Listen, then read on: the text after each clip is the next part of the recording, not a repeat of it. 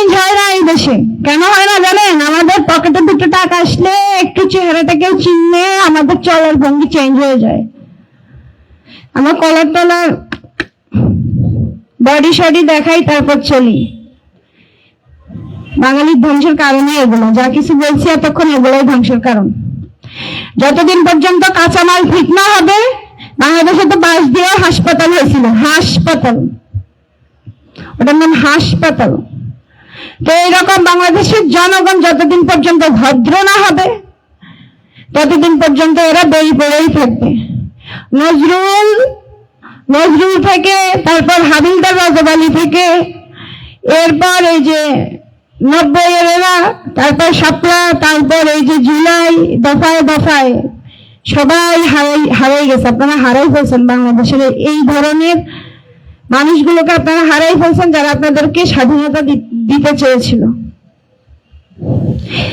আমি তো বলতেছি যদি বিএনপি সরকার টিকে যায়, আগামীবার কিসের জামাত আর কিসের এনসিপি, আওয়ামী লীগই থাকবে বিরোধী পক্ষ, আর আমরা সবাই ইন্নালিল্লাহি ওয়া ইন্না ইলাইহি রাজিউন। এরপর বাংলাদেশ গেলে ছুলে আরো অবস্থা খারাপ হবে। তবে এই সব হতাশার ভিতরেও আমি ওই এক কথার উপরে এখনো আমল করি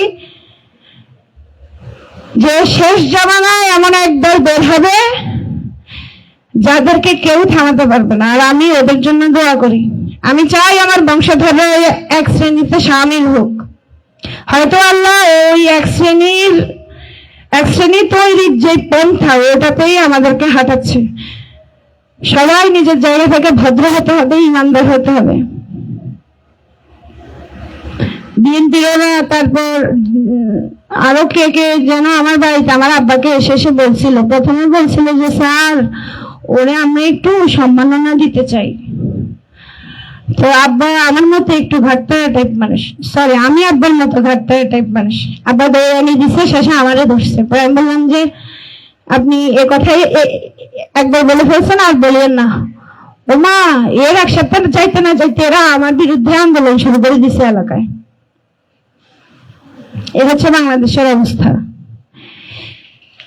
বাংলাদেশের জনগণকে যদি আপনি 5 টাকা মাগ না দেন, আর এটা তো ওই জাতি যে রাস্তায় কারো 500 টাকা পড়ে গেছে, এর আগে একবার এইভাবে তাকাবে, একবার এইভাবে তাকাবে, এরপর পায়ের নিচে টাকাটা লুকাই, তারপর নিয়ে হেঁটে চলে যাবে। এই জাতি আবার ভদ্র, আর এই জাতি আবার স্বাধীন জীবনও হবে না। নিজেদেরকে ভালো না করলে, নিজেদের লোককে সংযত না করলে কখনোই আপনারা স্বাধীনতা অনুভব করতে পারবেন না, কোনোদিনও না। আজান দিচ্ছে, আল্লাহ সবাইকে ভালো রাখুন।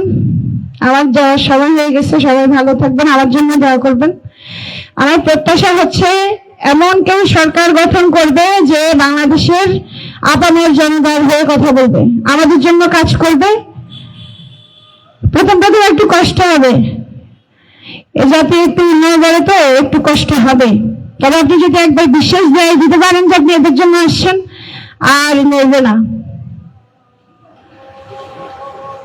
তবে আমি এনসিপির মধ্যে কিছু কিছু ব্যক্তিকে খুব পছন্দ করি, যেমন আমাদের নাসির ভাই কেমন জানি বলে ফেলে। যদি উনি বেঁচে থাকে, ওনাকে বাঁচায় রাখে, তাহলে হয়তো এনসিপি, নাহিদ ভাই যদি বাঁচায় রাখে তাহলে হয়তো এনসিপি ভবিষ্যতে কিছু একটা পরিবর্তন রাষ্ট্রে আনতে পারে। আর বিরোধী পক্ষ রাখবে আমাদের জামাতকে, বিএনপিকে আমি চাই না, এটা আমার প্রত্যাশা। আমি চাই না বিএনপিকে। একটা ভ্যালিড পয়েন্টে এরা আমাকে দেখাতে পারে না গত 6 মাসে যে আমি এদেরকে চাইবো। আমি এত কম চাকরি করি, আমি কিভাবে যে 70 টাকা দিয়ে 250 গ্রাম কাঁচামরিচ খাই বলেন?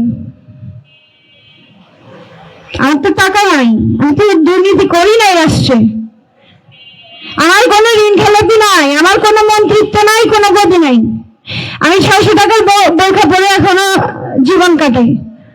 তাহলে আমার জন্য কি কাঁচামরিচের দাম কি 20 টাকা করতে পারছে? করবে কখনো?